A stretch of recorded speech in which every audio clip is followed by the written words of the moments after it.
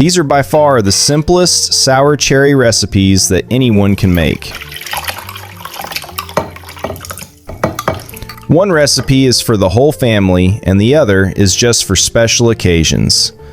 No preservatives, and it can last up to 2 years. See how.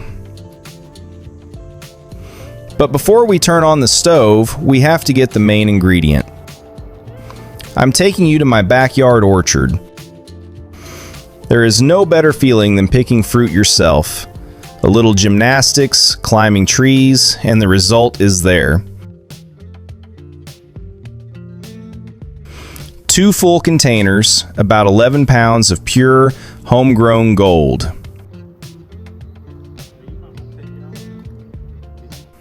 Now, when we have top quality sour cherries, we go to the kitchen. Sour cherry compote is something special. The first step is clean jars. I sterilize them in the oven at a low temperature. Meanwhile, we get to the sour cherries. Wash them well and definitely throw out the bad ones. There is always one. As for the pits, I leave them in, but you can remove them if you prefer. Now we fill the jars with the cherries.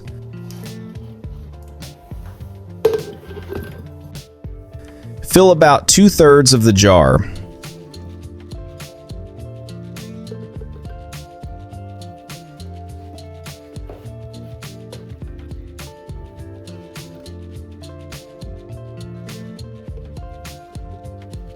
In each jar, I add 1 small cup of sugar.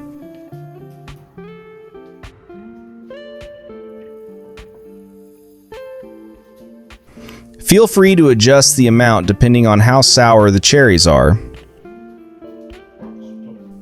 In the end, we fill everything with cold water to the very top.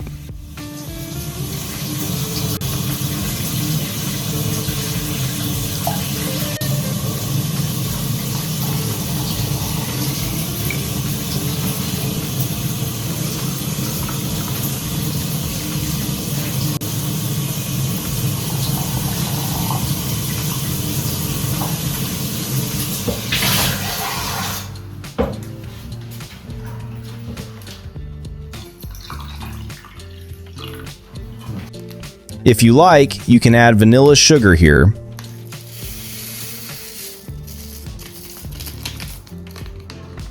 I added it, although the cherries have a perfect aroma on their own.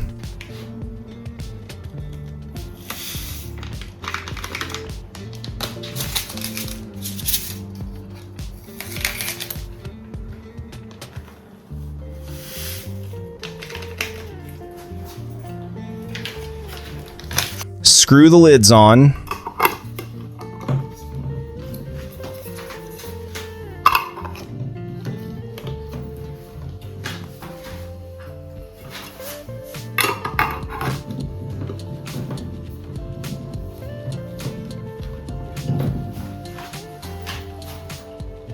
And now, the key step that changes everything: pasteurization. Place a cloth on the bottom of a deep pot, arrange the jars, and pour in water.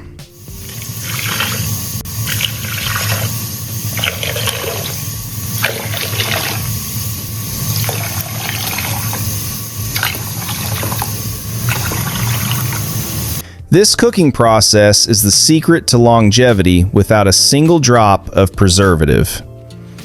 From the moment the water boils, we cook them for another 15 to 20 minutes. After that, we turn off the stove and leave the jars to cool completely in that water. Keep them in a cool, dark place, and you will have perfect homemade compote whenever you want.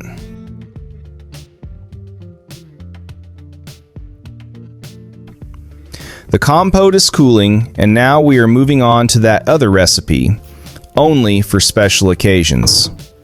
We are making a traditional, homemade sour cherry liqueur that improves every mood. For this recipe, the sour cherries definitely go with the pits. Old masters say that it is precisely the pit that gives them that specific, deep aroma. And now, the row by row system. We pour a row of cherries, then a row of sugar,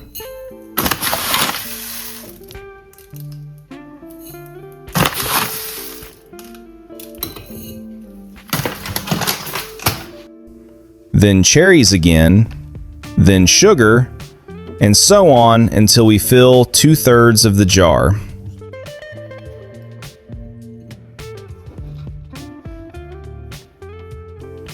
To remember the ratio easier, for 1 pound of cherries, add about half a pound of sugar. If you want a healthier and even more aromatic version, feel free to put homemade honey instead of sugar.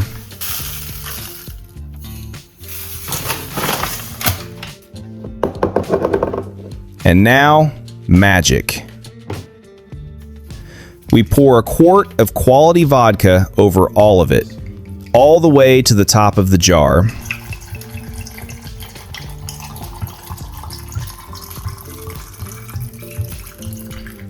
If desired, you can add a little vanilla for extra flavor. We close it, and now comes the most interesting part: maceration in the sun. We don't hide this jar in the pantry. Put it in direct sunlight and leave it there for exactly 40 days. Your only task is to shake it from time to time so that the sugar melts completely and unites with the alcohol.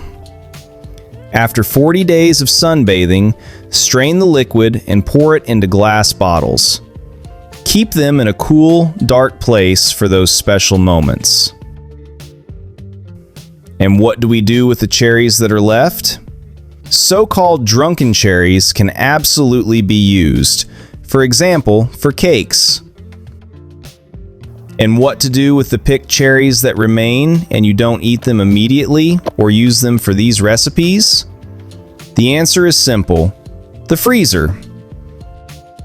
Sour cherries are simply genius for freezing because they completely retain their distinctive tart taste and color. All you have to do is wash, dry, and freeze them. My advice is to pit them so that they are easier for you to use later.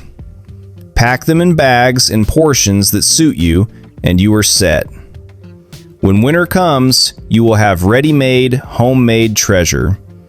The taste is literally as if you had just picked them from the branch. And that's it.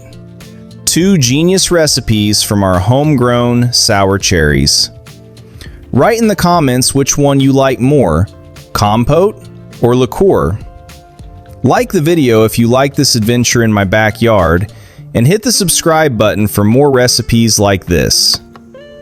In the following, watch the video on why I don't throw away cherry and sour cherry stems.